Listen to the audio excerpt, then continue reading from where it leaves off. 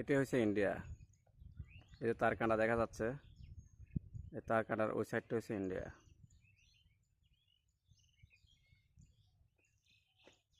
আমরা আছি এখন বাংলাদেশ সীমান্তে।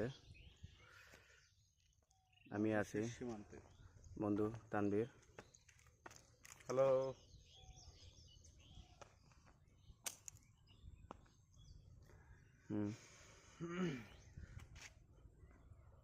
হ্যালো গাইস,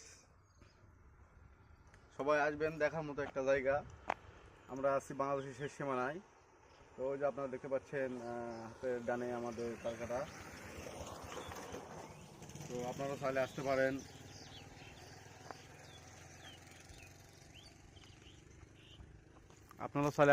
খুব সুন্দর একটা জায়গা।